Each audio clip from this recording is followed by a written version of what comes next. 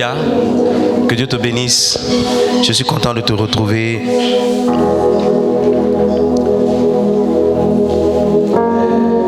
Ce matin, la main du Seigneur sur toi.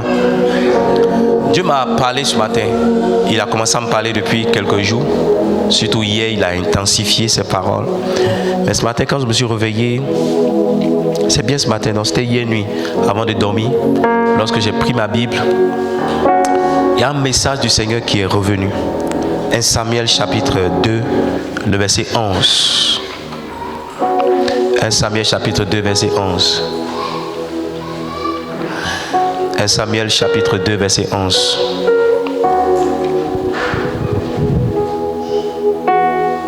Il y a un cantique qui dit: je ne suis pas satisfait de ma vie de prière, je veux plus. Tu connais ça? Je ne suis pas satisfait de là où je suis, je veux plus. Quelqu'un connaît ça? C'est ça.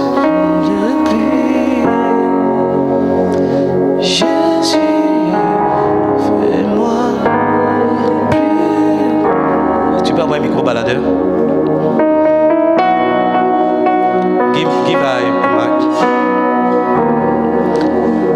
Hey.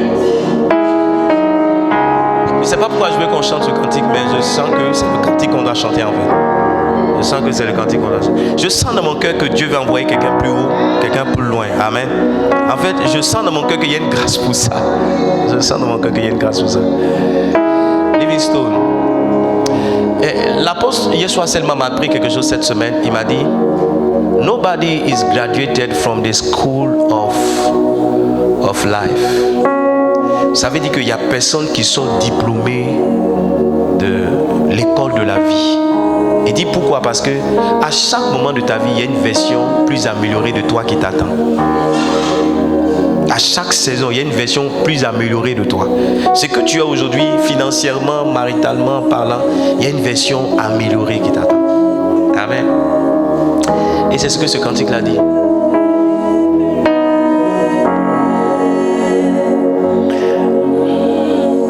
Le niveau où je ne me convient plus. Jésus, fais-moi. My God. Mon niveau de prière ne me convient plus. Jésus, fais-moi prier encore. Oh my God. La dimension où je me trouve ne me convient plus. Jésus, fais-moi.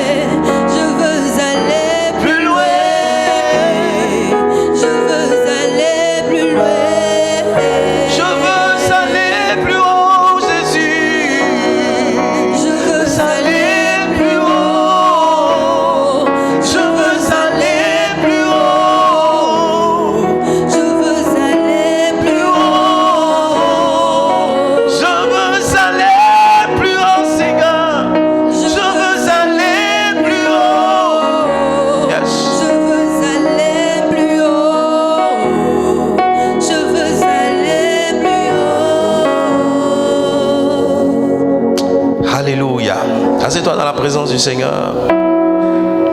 Le Seigneur m'a dit: il n'a enfanté personne pour un ministère minable et médiocre. Je le crois fortement de tout mon cœur. Je ne crois pas que Dieu ait pris son temps. Vous savez, quand vous lisez, je crois, Ézéchiel chapitre 18, la Bible parle de la maison du potier. Et la Bible dit qu'il arrive que le potier essaie de faire un vase et que le vase qu'il essaie de faire ne réussisse pas. La Bible dit que le potier reprend le vase. Ça veut dire que quand un homme naît, il est la version finie de ce que Dieu a planifié, du travail que Dieu a fait. Alors Dieu ne peut pas avoir pris tout ce temps-là pour que tu viennes sur cette terre être un échec. Et je crois que nous sommes tous attachés à la grandeur. Je crois que nous sommes tous attachés aux exploits. Lisez la Bible et voyez que tous ceux qui arrivaient un moment de leur vie, de leur destinée, ou bien une saison de l'évolution de la Bible, ont marché avec Dieu ou ont été ses serviteurs, ont fait chacun en ce qui le concerne des choses extraordinaires. Je refuse de m'attacher à la médiocrité. Laissez-moi aller plus loin pour vous dire que Dieu n'est pas dans la médiocrité. Dieu n'est pas dans la médiocrité. Les choses de Dieu commencent à être petites, mais elles finissent grandes. Elles finissent dans l'excellence, elles finissent dans la grandeur. C'est pourquoi je veux que le cœur de quelqu'un s'attache à la grandeur. Que quelqu'un apprenne, que quelqu'un comprenne qu'il est attaché à la grandeur. Je crois de tout mon cœur que je ne suis pas appelé à marcher avec des minables, à marcher avec des moins que rien. Et que ma vie est clairement, véritablement attachée à la grandeur. Livingstone, il y a des choses que j'ai commencé à dire il y a longtemps, que l'on voit maintenant. Parce qu'un homme finit par être ce qu'il croit. Il finit par posséder ce dans quoi son cœur ou sa foi est en train d'exercer. Et Dieu m'a dit de vous dire ceci. Le grand ministère qu'il a pour vous, le grand ministère qu'il a pour vous, le ministère international, le ministère multidimensionnel, le ministère mondial, le ministère global qu'il a pour vous, commencera au pied de quelqu'un. Commencera au pied de quelqu'un. Commencera comme un boy, comme un serviteur, comme une servante auprès de quelqu'un.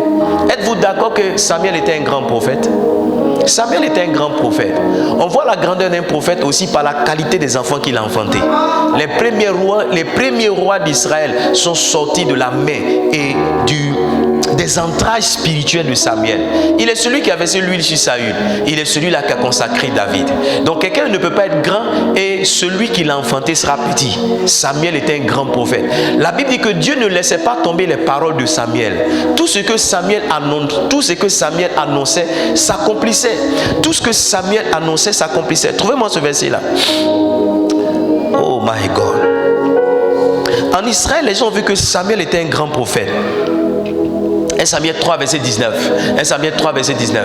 La Bible dit, et je lis pour vous, Samuel grandissait, l'Éternel était avec lui et ne laissa tomber à terre aucune de ses paroles. Verset 20, la Bible dit, tout Israël, depuis Dan jusqu'à Beersheba, reconnut que Samuel était établi prophète de l'Éternel. Tout le monde arrivé un moment a reconnu. Mais avant la reconnaissance, il y a la naissance. Avant que l'on te reconnaisse comme étant un homme de Dieu pluridimensionnel, il y a un niveau où tu nais. Et c'est là que je veux t'envoyer. 1 Samuel, le chapitre 2. Plus exactement le verset 11. C'est là que je veux t'envoyer. La Bible dit, Elkana s'en alla dans sa maison à Rama. Et l'enfant, tu vois, 1 Samuel chapitre 3, la Bible dit qu'il était prophète. Mais avant qu'il ne devienne le prophète, il était l'enfant. C'est pourquoi je dis, avant la reconnaissance, il y a la naissance. Oh my God. Avant la grandeur, il y a l'enfance. La Bible dit qu'il est sale et l'enfant fut au service de l'Éternel devant le sacrificateur Élie. Avant que Samuel ne soit ce grand prophète, il y avait quelqu'un auprès de qui il était au service. Avant que Samuel n'ait un ministère international et qu'il ait 2 livres de la Bible qui portent son nom, il a commencé à exercer son ministère. La Bible dit devant le sacrificateur Élie. Devant le sacrificateur Élie. Livingstone, quelle que soit la dimension que votre ministère va prendre, ce ministère-là va commencer au devant de quelqu'un. Devant de quelqu'un. Dieu m'a dit un jour, ceux qui n'ont pas commencé leur ministère au devant de quelqu'un, arrivé un moment, se sont fatigués, se sont épuisés, sont tombés. Vous voulez qu'on parle d'Élisée? Le grand ministère d'Élisée a commencé, 2 Rois chapitre 3. 2 Rois chapitre 3. La Bible dit que Élisée était connu comme celui qui lavait les mains. Oh my God. 2 Rois le chapitre 3. Trouvez-moi ce verset là.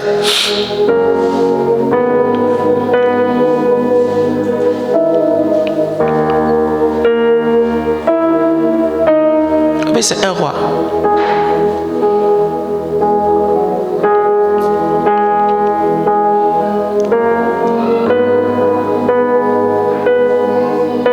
voir ce verset-là. Il était connu comme celui qui lavait les mains d'Élisée. Les mains d'Élie, pardon. Donc le grand ministère international d'Élisée a commencé comme un laveur de mains. Le grand ministère d'Élisée a commencé comme quoi? Un laveur de mains.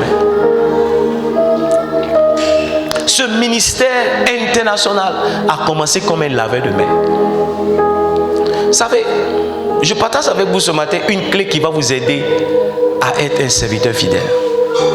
C'est d'accepter que vous soyez un enfant. Et c'est d'accepter que votre grand ministère naisse à côté de quelqu'un. Parce que nous tous qui sommes ici, quand Dieu s'est révélé à nous pour nous dire que nous sommes appelés à le servir, on servit dans des stades.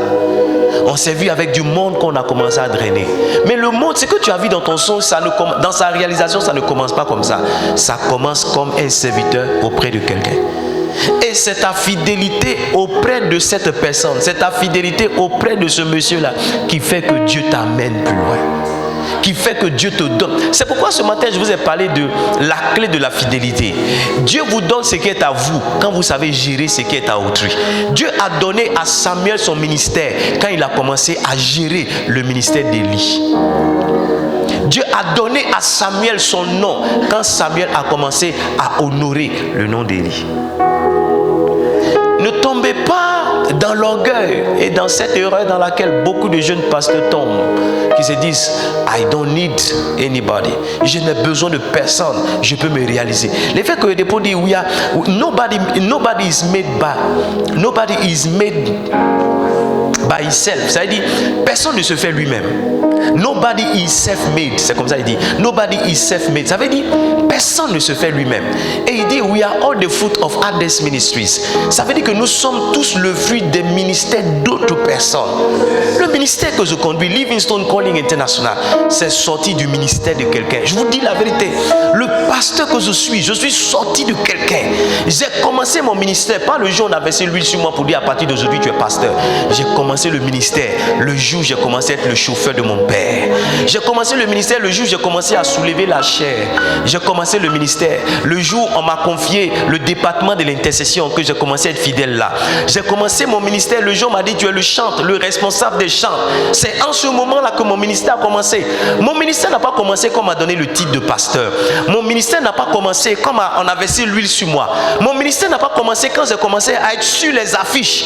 Mon ministère a commencé lorsque j'étais celui qui ne faisait rien d'important dans la maison de son père.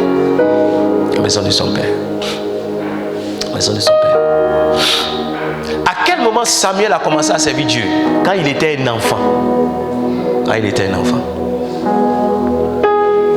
Tu vois, tu n'as pas l'impression que tu sers Dieu, c'est pourquoi tu n'es pas fidèle dans cette petite tâche qu'on t'a donnée. Comme tu n'as pas le titre de pasteur ou d'AP, tu penses que ce que tu fais, ce n'est pas un service pour Dieu. C'est pourquoi, alors que ton grand ministère, qui va toucher le monde entier, c'est avec cette petite tâche-là que Dieu commence avec toi. C'est comme quelqu'un qui va être médecin, qui va être docteur, qui va avoir 10 doctorats. Il commence à la maternelle, petite section. S'il n'a pas fait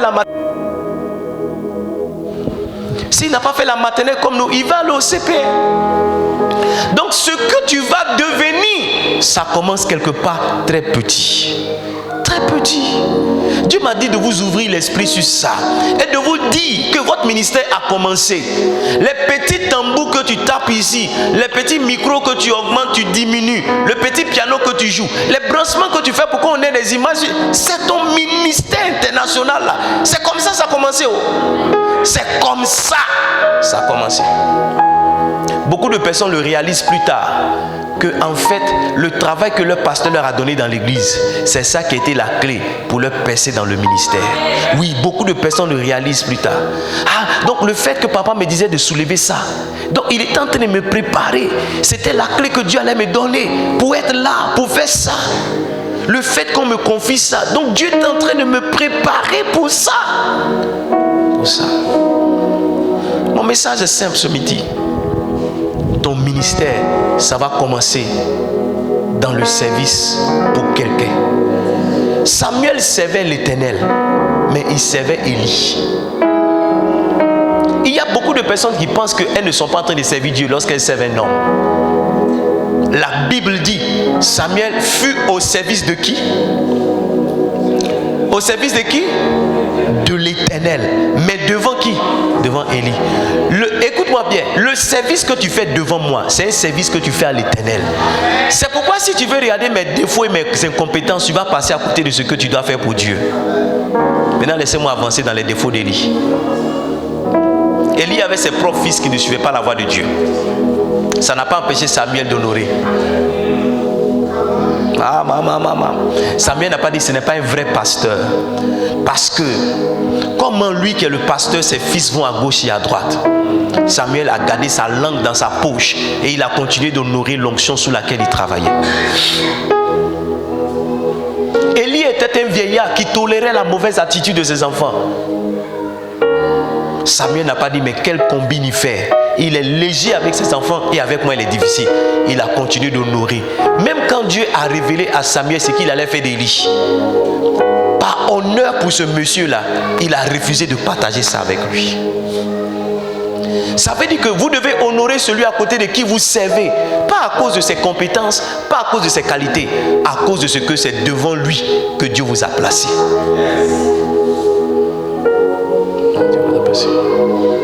Il y a des personnes dont l'honneur est justifié par le fait que la personne est parfaite.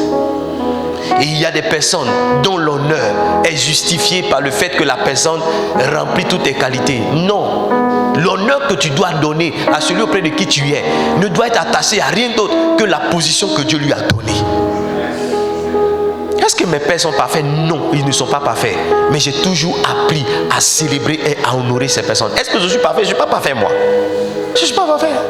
Tu connais mes défauts, tu connais tous mes problèmes. Mais ce n'est pas mes problèmes que tu dois regarder pour me déshonorer.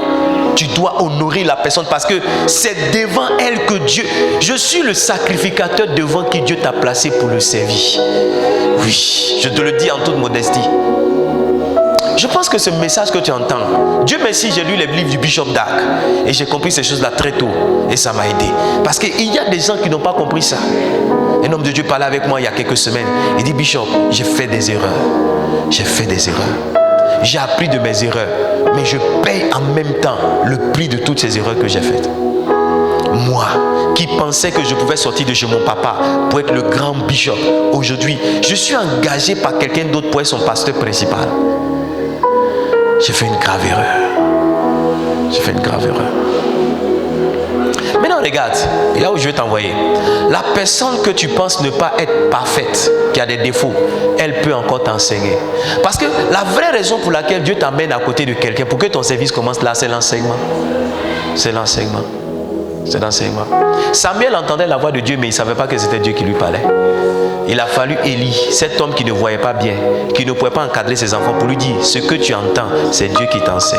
Donc cet homme que tu trouves imparfait, il a encore des choses qu'il sait que tu ne sais pas, qui peut t'enseigner. Cet homme que tu trouves imparfait, que tu ne peux pas honorer, il y a des choses que Dieu lui a données, par expérience, par révélation, qui peut encore te donner. Et laisse-moi te dire, c'est la clé de ta vie et de ta destinée. Parce que si Élie n'avait pas enseigné à Samuel comment reconnaître la voix de Dieu, ça n'allait pas commencer, son ministère n'allait pas commencer, rien n'allait commencer dans sa vie. Ce monsieur avec ses défauts, avec ses imperfections, c'est lorsqu'il lui a dit ce que tu entends c'est Dieu. Voici quand tu vas t'appeler, voici comment tu vas répondre. C'est à partir de ce moment-là que Dieu a commencé à faire les choses avec Samuel. Donc ce monsieur ou bien cet homme que tu penses ne pas être bien pour te qualifier, pour t'enseigner, il a des choses, il sait des choses ma fille, mon fils.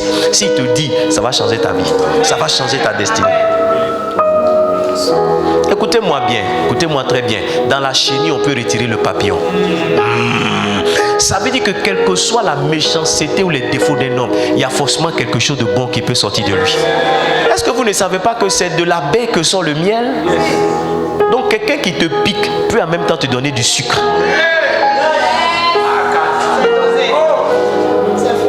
Te pique, il peut te donner le sucre. Livingstone, c'est là que nous tous on s'est trompés. Parce qu'on attendait que la personne qui nous enseigne soit parfaite. Elle ne peut pas être parfaite. Elle ne peut pas être parfaite. Mais dans son imperfection, il y a quelque chose de Dieu qui est encore investi en elle. À partir du moment où quelqu'un est un sacrificateur pour Dieu, à partir du moment où quelqu'un est établi de la part du Seigneur, prête attention à ce qu'il dit faire. Même sa vie devient pour toi un enseignement. Maintenant, laissez-moi pousser plus loin. Parce que souvent là vous attaquez un homme de Dieu pour ses défauts, pour ses imperfections. Au bout d'un moment, ces défauts, ces imperfections là deviennent pour vous. Là où tu as dit ton père spirituel, il ne peut pas garder, excusez-moi de le dire, il ne peut pas garder sa fermeture clé fermée. Tu finis toi-même par tomber dans ses faiblesses. Une femme est venue me voir, elle dit, c'est une servante de Dieu, son mari est prophète, il voit clair. Elle est venue me montrer les messages de son mari. Elle m'a parlé. Et j'ai dit, comment il a quitté chez son papa, elle m'a expliqué. Elle dit, quand son père spirituel est en train de tomber les femmes, il faisait partie de ceux qui se sont levés pour accuser son propre père spirituel. Il faisait partie de ceux qui se sont levés pour l'attaquer. Lui-même, ce qu'il pensait être fort a fini par dominer sur lui. Elle a dit, pasteur, je prends mes affaires, je m'en vais. Je te dis pour ça. Je te dis ça pourquoi? Parce que 1 Samuel chapitre 8, je ne sais pas comment c'est arrivé, mais quand tu lis à partir du verset 1, 1 Samuel chapitre 8 à partir du verset 1, la Bible va nous faire comprendre que la même faiblesse qu'Élie a eue, Samuel aussi l'a eue. 1 Samuel chapitre 8, est-ce que je peux la voir? 1 Samuel chapitre 8, donnez-moi à partir du verset 1. La Bible dit, lorsque Samuel devient vieux comme Élie, et regarde bien, lorsque Samuel est devenu vieux comme Élie, il établit ses fils juges sur Israël. Est-ce que Élie n'avait pas établi ses propres fils, Phiné et Ophni? Il les avait établis. Maintenant on regarde la suite. La Bible dit, son fils premier-né se nommait Joël et le second Abijah. Ils étaient juges sur Beersheba. Allons plus loin. Les fils de Samuel ne marchaient point sur ses traces. Est-ce que ce n'était pas ce qui était arrivé à Élie?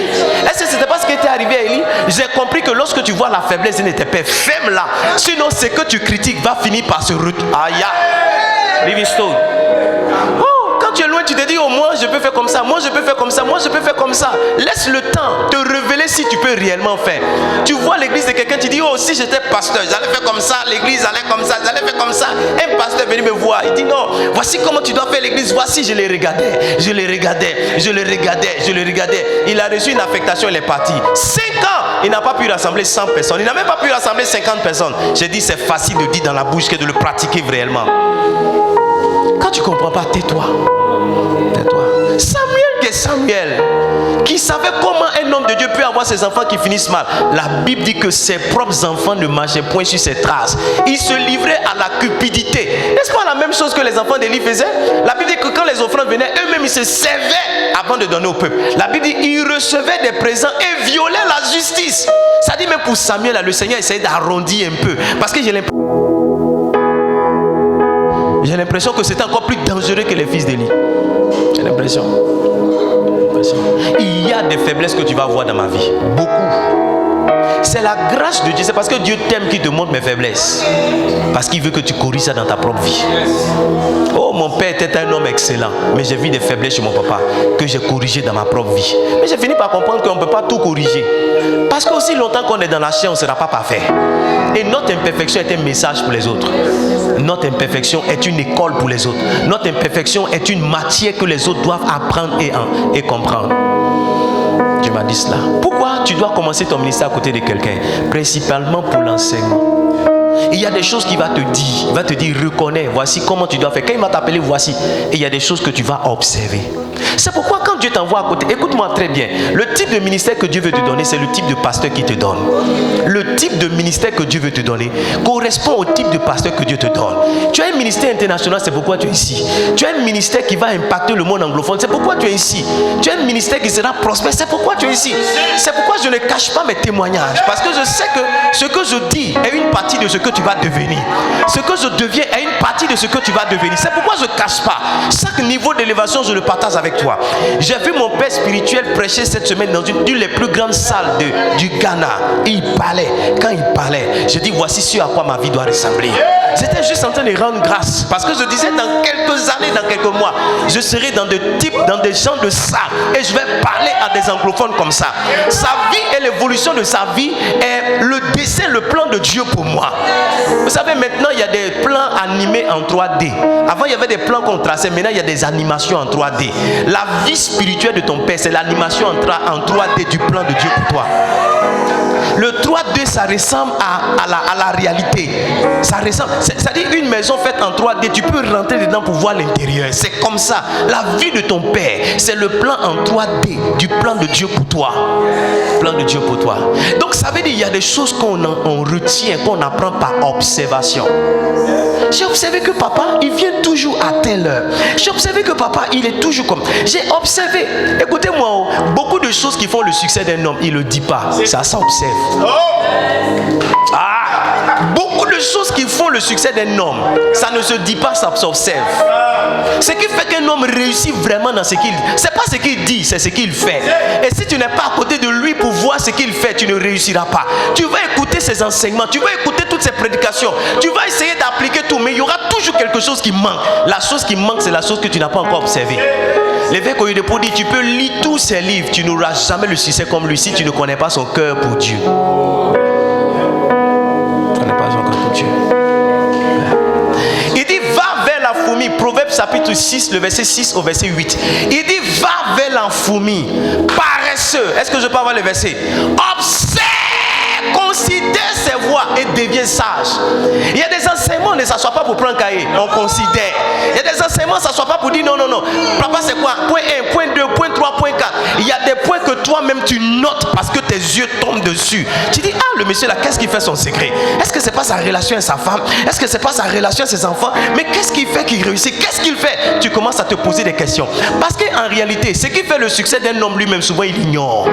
C'est pas. On dit explique le fait que tu sois là. Tu vois, tu trouves des arguments, mais en réalité, ce que tu dis, ce n'est pas ça. La vraie clé est quelque chose que tu ne sais pas. Et si quelqu'un peut t'observer, il peut dire en réalité, je crois que ce qui fait le succès de mon papa, c'est ceci, c'est cela. C'est cela. C'est cela. C'est pourquoi quand Dieu veut te donner un ministère international, il te met à côté d'un homme de Dieu. Aller à l'école pastorale, c'est bien, mais ça ne suffit pas. Il y a des cours qu'on va te donner, mais les vrais cours qui vont impacter ta vie, c'est les choses que tu auras observées. C'est les choses que tu auras observées. J'ai remarqué que le monsieur se réveille toujours à 4 heures pour prier. N'est-ce pas ça qui fait son succès? Oh, j'ai remarqué que le monsieur là, voici, j'ai remarqué que, si tu commences à noter, j'ai remarqué que, et que tu appliques les j'ai remarqué que, tu vas voir que c'est les messages les plus puissants, que les 7 points pour être fidèle dans son travail. Tu vas voir que c'est plus puissant que les 7 points, les 8 points pour être fidèle dans son travail. Il y a un 9e point que je n'ai pas donné. C'est un point que tu dois observer. C'est un point que tu dois remarquer. Bishop Dag dit il est parti en Corée. Il voulait la clé de la croissance de l'église. Il a écouté le docteur David Yongisho. Il a écouté. Il dit un jour il a décidé de faire les 5 cultes. Il a fait premier culte, deuxième culte. Arrivé un moment, il était un peu fatigué. Il dit quand il s'est levé pour se tirer, qu'il s'est retourné. Il dit il a vu quelque chose. Toutes ces années il venait, il n'avait pas vu ça. Il dit ce qu'il a vu, c'était la clé. Il dit ce qu'il a vu, c'était la clé. Et chaque fois qu'il vient, le docteur, il dit les clés de la croissance. Mais il va, ça ne marche pas. Les clés de la croissance, c'est ce qu'il a observé. Quand il est parti appliquer, c'est ce qui a marché. Quand tu marches à côté d'un homme de Dieu, ouvre les yeux. Ouvre les yeux. Ouvre les yeux. Ouvre les yeux. Ouvre mes yeux pour que je voie. Ouvre mes yeux pour que je note. Ouvre mes yeux pour que j'attrape. Ouvre mes yeux. Je vous ai dit, les choses que mon père spirituel m'a enseignées qui ont changé ma vie, ce n'est pas des choses qu'il a enseignées du haut de la chair. Je bénis Dieu pour tous les messages qu'il a enseignés. Les choses qu'il m'a dites qui ont changé ma vie, c'était dans le secret, c'était dans l'observation. C'était quand je lui posais des questions. C'était quand je lui faisais ceci. Voici la raison pour laquelle ton grand ministère commence à côté d'un homme de Dieu. Ça commence comme un enfant. La deuxième chose, Dieu t'apprend l'autorité et la soumission. Parce que si tu n'as pas appris à être soumis à un homme que tu vois, tu ne seras pas soumis au Saint-Esprit que tu ne vois pas. Si tu n'as pas appris à être soumis à un homme que tu vois, tu ne pourras pas être soumis au Saint-Esprit que tu ne vois pas. Dieu t'amène à côté d'un homme de Dieu pour t'enseigner la soumission et l'obéissance. Tu vas voir que très souvent, c'est les choses que tu n'aimes pas du tout que je te demande de faire. Tu vas voir. Moi, je ne sais pas que tu n'aimes pas. Mais comme Dieu sait que c'est ton travail, c'est pourquoi il t'envoie ici. Parce qu'il sait que c'est moi ceux qui peut te demander de faire ça. Tu vois, tu es resté au deuxième culte. En temps normal, toi, tu ne fais pas 2 cultes à l'église. Un culte, ça suffit, tu es parti. Mais comme je t'ai dit de rester, tu es obligé de rester, sinon ça ne te plaît pas. Tu vois, Dieu est en train de faire un travail en toi. Dieu est en train de faire un travail. Dieu est en train de t'aider. Quand Dieu te met à côté d'un homme de Dieu, la soumission, c'est une mission sous quelqu'un. Sous quelqu'un. Et nous, notre travail, c'est une mission qu'on fait sous le contrôle du Saint-Esprit. Je disais à mon fils que ce qui fait que les hommes de Dieu des églises vont vite, c'est des églises qui marchent dans la volonté de Dieu. On fait tout, mais on n'est pas tous dans la volonté de Dieu. Ceux qui sont réellement dans ce que Dieu dit de faire, c'est ceux-là que Dieu fait avancer, frère. Et Dieu t'amène souvent à côté des hommes de Dieu pour que tu apprennes à faire la volonté de quelqu'un. Et quand tu marches à côté d'un pasteur, ce n'est pas ta volonté qui est prépondérante. C'est ce qu'il dit qui est prépondérant. Ce qui doit compter, c'est ce qu'il dit. Si Dieu on va à droite, c'est ce qu'il dit. Tu penses qu'on va aller à gauche, mais ce n'est pas le fait que, peut-être même que tu as raison, mais Dieu veut t'enseigner la soumission. Que tu gardes ta raison pour toi et que tu décides de faire quelque chose que Dieu te demande dans une saison. Parce que dans une saison en marchant avec Dieu, tu peux juger bon de faire quelque chose. Dieu va te dire non, ce n'est pas la bonne chose à faire. Mais tu n'as pas appris ça. Tu n'es pas allé dans le coup, tu as sauté le coup, tu as sauté la matière. Parce que tu as refusé de t'asseoir devant un homme de Dieu pour t'enseigner. Tu as refusé de le faire. Écoutez-moi très bien. Dieu t'amène là pour t'enseigner l'humilité. Il n'y a personne que Dieu a élevé sans l'avoir humilié avant. Il n'y a personne que Dieu a élevé sans l'avoir humilié avant. Il n'y a personne. Il n'y a personne que Dieu a élevé sans l'avoir humilié avant. Parce que la clé de l'élévation s'appelle l'humilité. Dieu t'envoie à côté d'un homme de Dieu.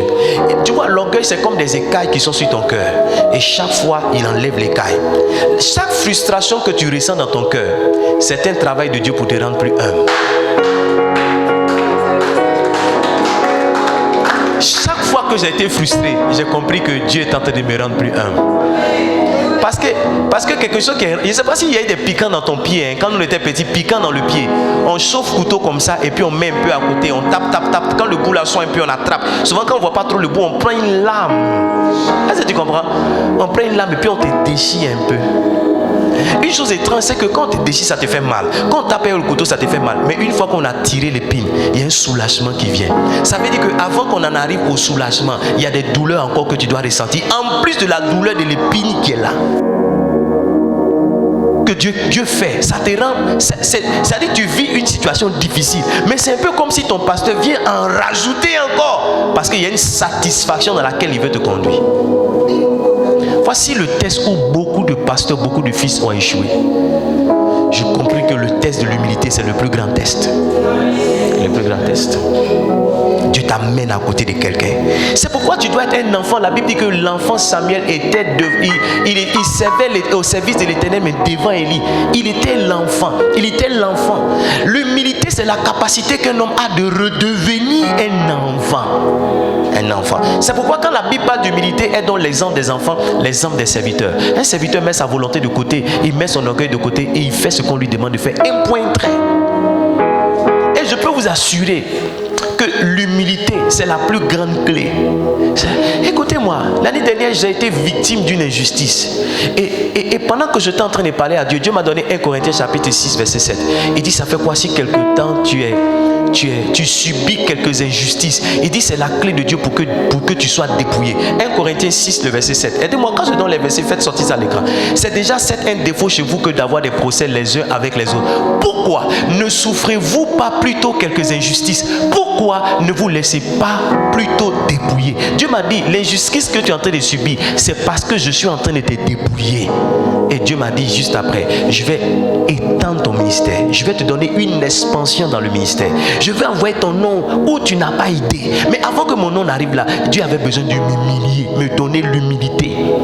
Chaque frustration que tu ressens, c'est un signe que tu es en train de redevenir humble. Quand tu réussis les tests. Mais quand tu ne réussis pas, que tu pars, tu augmentes encore en orgueil.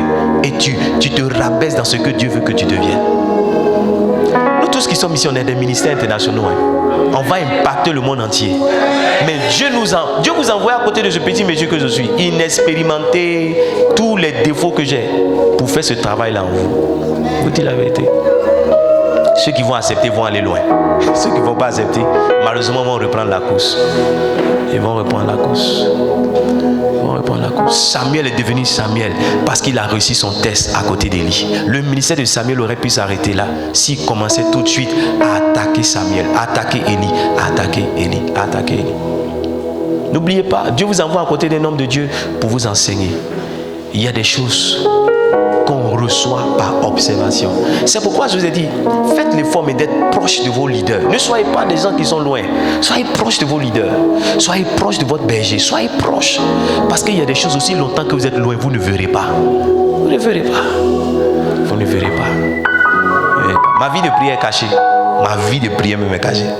Ma vie de prière, tu ne sais pas à quel moment j'ai prié. Délivré, c'est pas moi, c'est pas à ce moment que j'ai prié. La vie de prière est cachée. Et pour découvrir ma vie de prière, il faut être à côté de moi. Ma vie de méditation est cachée. Pour découvrir il faut être à côté de moi. Il y a des choses que tu vas observer. Il y a des choses que tu vas voir. Il y a des choses. Tu ne sais pas, mais avant de venir prêcher, je mange un peu. Tu ne sais pas. Il faut être dans mon bureau pour savoir qu'il mange un peu. Toi, tu vas venir prêcher le ventre creux. Tu vas tomber. Tu as dit, je ne sais pas, mais quand il prêche, j'ai vertige. Tu as dit, mais papa, comment il fait? Papa, il mange pain. Mais il peut boire les cailles avant de venir. Allô? Mais ça, tu ne sais pas. Si tu n'es pas dit, tu vas savoir. Tu as dit, mais papa, il est fort. Il est grippé. Il est venu matin, il n'a pas mangé. Il s'est arrêté. Il a prêché premier culte, deuxième culte. Mais comment il fait? Il est vertige. Comment il fait? Il est vertige. Yako. Tu n'as pas observé. Parce que je ne peux pas te dire ça à la chair. Je ne peux pas te dire. Est-ce que tu comprends ce que ça te dit? Ça. La Bible dit que Paul a mangé, la force lui est revenue et il est allé prêcher. Nous, souvent, ne faites pas trop de zèle pour dire non, moi, c'est quand, frère, l'apôtre Paul a mangé, c'est quand il était rassasié, il est parti prêcher. Jésus même là, il a eu faim dans le désert, quand il est sorti, il a mangé, il est allé prêcher. Amen ou bien amen pas? Pierre, ils sont venus dire à Pierre que Corneille t'appelle. Pierre dit, ma nourriture est sur le feu, attendez d'abord. Lavez vos pieds, couchez-vous dans la maison. Parce que la Bible, il est monté sur le toit parce qu'on était en train de préparer. Allô? Allô? Et on était en train de préparer. La Bible dit que c'est dans sa faim qu'il est tombé en extase là-bas. Donc ils sont venus dire, Pierre, il dit, les gars, on n'est pas pressé de partir. C'est chez Corneille, non? Demain, on va partir. Dormez. Comment? Il y a quelque chose qui est sur le feu là. Il y a des révélations. Il y a des gens qui, ils prêchent sans. Moi, ils prennent un peu de force. Amen ou bien amen pas. Tu vois ça, si tu n'es pas dans mon bureau, tu n'es pas à côté pour voir quand les plateaux arrivent, tu ne sauras pas. Tu vas vouloir faire comme moi pour dire, oh, pas besoin de manger ni de boire. Je sens l'onction. Quand c'est toi-même, tu seras le premier à tomber sous l'onction. Est-ce que je peux terminer? Est-ce que je peux terminer? Votre grand ministère va toujours commencer par quelqu'un. Peut-être que, laissez-moi parler pour les gens de la com, peut-être que tu es un grand photographe, un grand, mais ta grande photographie là, ça va commencer à côté de quelqu'un. Peut-être que tu es un grand chanteur, mais ton grand ministère, ça va commencer à côté de quelqu'un. Ce qui est étrange, c'est que souvent même là, ce pourquoi tu es venu, mais les gens ne font pas attention. Ils changent ta mission. Les gens qui ont commencé à être stagiaires dans les entreprises, qui n'ont pas voulu qu'on les envoie là, ils n'ont pas allé loin dans le monde professionnel. Les gens qui sont allés loin, on les a envoyés. Moi, mon premier stage, mon travail consistait à aller payer pain, manger pour les gens dans la société. Quand il vient le matin, il juste sapé comme ça, il ne fait rien. Il paye petit déjeuner. À midi, il m'a payé déjeuner. Le soir, il m'a payé goûter. C'est ce qu'il fait matin jusqu'au soir. Et puis à la fin du mois, on me paye. Je suis en veste, cravate, j'ai petite mallette comme ça, il dit moi au travail. Quand il arrive là-bas, ma fille, quand je suis le premier devant la porte, ah, aide-moi, tu es déjà là. Tiens, 1000 francs, va payer. Ah, aide-moi, tu es là. Mais ouais, aide-moi même. Je vais payer petit déjeuner pour 10 personnes. Le temps que j'ai fini petit déjeuner, 11h est venu. Aide-moi, tu es là. Il faut aller payer chef pour moi. Il faut aller payer chef blanc et pas chef rouge. Elle n'a qu'à mettre citron à côté. Chef, je vais payer chef, monter, descendre, payer chef, monter. Après, ils m'ont dit, non, va payer pain. Vers 16, il faut pas aller payer pain. Il y a une tante qui vend chips au 3e, là, descend au 3e, il faut payer chips 500. J'ai payé choses pour les gens. Avant qu'on me donne ordinateur pour travailler. Tu vois, quelqu'un arrivé, on peut dire non, mais moi je ne suis pas venu ici pour ça. Hein. Moi je suis tel diplômé, moi j'ai tel niveau. Pourquoi je suis venu dans la société là? C'est ça, sommet me donne. Non, non, non, moi je m'en vais. Ta grande entreprise, tu as manqué parce que ça a commencé là. Ça a commencé là. Les anglophones font ça. Tu viens, tu dis tu es ministère, on te dit non, il faut aller les toilettes là, c'est toi. Tu dis non, moi j'ai un appel, je suis prophète. Ces toilettes, ils me donnent pour essuyer. Ils sont fous de moi. Je m'en vais. Tu as manqué ton grand ministère international. Tu as manqué. Ne laissez pas l'orgueil. Oh. Ne laissez pas l'orgueil. Ne laissez pas l'orgueil. Ne laissez pas l'orgueil vous faire passer à côté d'un ministère. Tu vas venir à côté d'un homme de Dieu, il va te dire, je suis cela. Tu dis non, Dieu te dit, je suis prophète. Et puis tu vas, il confirme, il dit, mon fils, tu es un prophète. Mais pour l'instant, tiens, appareil photo, il faut faire photo à tous les gens. Tu fais photo, toi-même tu ne sors pas dans les photos. Tu dis, mais le pasteur là, j'ai compris qu'il ne m'aime pas. Non, ma chérie, on avait dit que le pasteur est compliqué, mais c'est maintenant j'ai compris. Tu es en train de manquer ton grand ministère international. David était roi en Israël. Il a commencé son travail dans le palais de Saül, comme celui qui portait ses armes et celui qui jouait à la harpe. La royauté de David a commencé dans le palais comme un joueur de harpe. Un joueur de harpe. On dit non, le roi, ça ne sent pas bien, viens. Et puis il vient. On dit joue le roi. Quand il joue, le roi dit ah, je me sens bien. Il dit c'est bon, on dit va. Un roi. Il a commencé sa royauté en jouant harpe pour un autre roi. C'est comme ça que Dieu l'a qualifié. Et progressivement, un jour, il est devenu roi sur Israël. Un jour. Même quand Saül est en train de l'attaquer, il dit non, il n'y a personne qui s'attaque impunément à un loin de Dieu. Il n'a pas attaqué Saül. Il a dit c'est mieux que Saül meure naturellement, bien qu'il tombe dans la guerre, mais moi, je ne peux pas l'attaquer. Quand mon temps va venir, je serai là à la royauté. Il y a un temps pour toi, mais dans le temps, il y a certains événements, certaines circonstances que Dieu te fait vivre. Ce n'est pas l'injustice de Dieu, c'est la justice et l'amour que Dieu a pour toi. Pour que lorsque tu seras dans ta grande royauté, tu sois équilibré, pour ne pas laisser un certain nombre de choses te dire. Parce que si tu n'es pas passé par là, la Bible dit, et je finis avec ça, 2 Chroniques, le chapitre 26, lisez l'histoire d'Ozias. Ozias est devenu roi à 16 ans. Ozias, il est devenu roi à 16 ans. Trouvez-moi le verset. À 16 ans, il est devenu roi. Quand il avait 50 ans, la Bible dit que Dieu l'avait tellement fait prospérer. Donne-moi le verset 16. 2 Chroniques, voilà. Tout le peuple de Juda prit Ozias, âgé de 16 ans, et il établit roi à la place de son père Amathia. Donne-moi maintenant le verset 16. Donne-moi le verset 16. Le verset 16, on finit avec ça. La Bible dit, mais lorsqu'il fut puissant, son cœur s'éleva pour le Père. Tu vois, dans son enfance, il n'a pas appris l'humilité. Et dans son âge adulte, quand Dieu a commencé à l'élever, l'élévation de Dieu l'a perdu lui-même. Ceux qui ont sauté les classes spirituelles, ça les rattrape au sommet là-bas. Ah oui. Ceux qui ont sauté les classes, on dit viens ici, viens à 8h. On est derrière toi, fais compte rendu. Tu dis tu glisses. Quand tu seras pasteur, quand tu seras bishop, il y a quelque chose qui va te trouver là-bas, qui va te faire tomber. On va dire mais on ne comprenait pas. Elle était dans son ministère, il était dans son ministère. Et puis un coup comme ça, un scandale est venu. Et il y a des classes parce qu'on ne saute jamais les classes de Dieu. Soit tu les fais très tôt, soit tu les fais dans ton âge de vieillesse. Soit tu les fais maintenant, soit tu les fais plus tard. Et tu sais qu'une chose que tu fais plus tard, le prix à payer est plus élevé. Hey, ciment qu'on payait l'année dernière, c'est pas même prix cette année. Ciment qu'on payait il y a 10 ans, c'est pas. Plus on avance dans le temps, plus le prix commence à élever. Donc l'école, le prix que tu dois payer pour ton humilité maintenant, si tu attends dans 10 ans, le prix sera plus élevé pour toi. Le prix sera plus difficile pour toi. Il y a des choses que tu peux faire simplement en étant.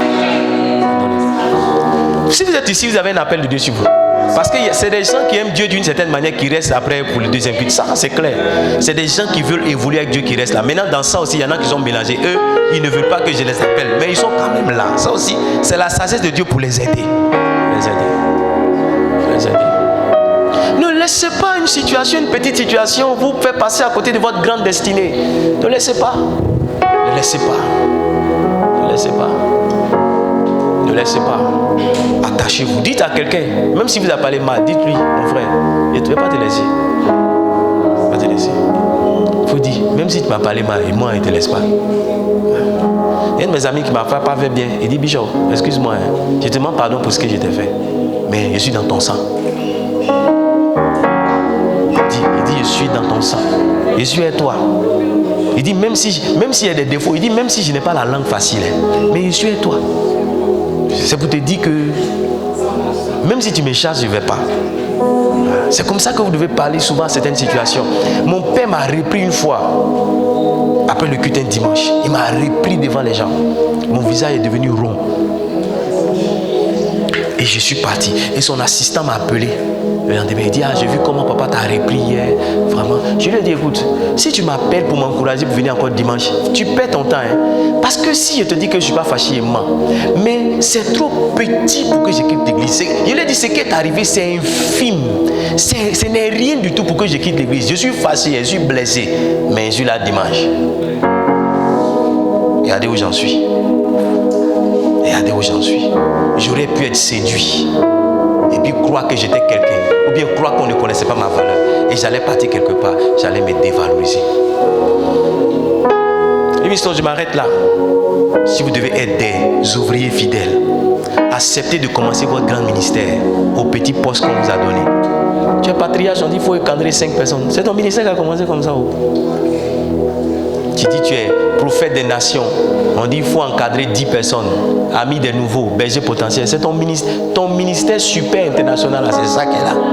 C'est le début qu'elle a. Toi-même, quand tu regardes ta photo quand tu étais bébé, puis tu te rappelles, tu vois pas que tu étais vilain quand tu étais bébé. Toi-même, tu vois pas. Toi-même, tu vois pas. Tu vois, non? Ça veut dire que quelque chose qui sera joli comme tu es joli maintenant, quelque chose qui sera grand comme tu es grand maintenant, ça commence petit et vilain. Maintenant, quand tu étais bébé là, est-ce que tu te lavais toi-même? Il faut demander à tes tantes qui t'ont lavé, qui t'ont chicoté, qui t'ont attaché. Il faut les demander. Peut-être tu as oublié. Ils vont te dire combien de fois ils t'ont maltraité. Mais regarde comment tu es devenu. Je vais m'arrêter là pour ce matin. Et nous encourager, nous tous. C'est les plus grands tests dans le ministère, mes enfants. Les plus grands tests dans le ministère, c'est accepter avec son grand appel et son grand appel et son grand titre de commencer. Commencer comme Samuel a commencé. Dieu m'a dit, Moïse est devenu Moïse parce qu'il était un berger pour Jéthro. Le ministère de Moïse, ça a commencé en tant que berger. Son ministère n'a pas commencé comme prince d'Égypte. C'est quand il est devenu berger. Jacob est devenu Jacob parce qu'un jour il était berger pour Laban. Joseph est devenu Joseph parce qu'un jour il était esclave pour Potiphar. Élisée était Élisée parce qu'un jour il était un serviteur. Josué était Josué parce que Josué aussi était un jour serviteur. Les apôtres, Pierre et les autres sont devenus ce qu'ils sont parce que c'était eux qui tuaient les bodyguards pour Jésus. Jésus avait faim, ils sont allés acheter manger pour Jésus. C'était des acheteurs de manger. Des acheteurs de manger pour Jésus. Jésus dit qui m'a touché? Il dit mais comment tu peux dire qu'il t'a touché? Tout le monde te touche parce qu'il se jouait les protocoles. L'apôtre Pierre, c'était un protocole. C'était un protocole. L'apôtre Pierre, la Bible dit que l'ombre de l'apôtre Pierre guérissait les malades. Pour que l'ombre de l'apôtre Pierre guérisse les malades, il a commencé protocole. C'est protocole. Toi tu dis tu es trop loin. Non, papa mais il m'a diminué dans mon onction.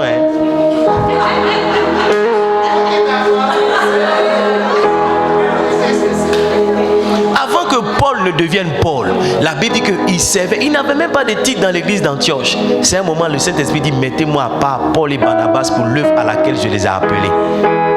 Tu es appelé à une grande œuvre, mais ça commence en servant à côté d'autres personnes. Comment d'autres personnes? Si tu as accepté de servir, pour toi va venir.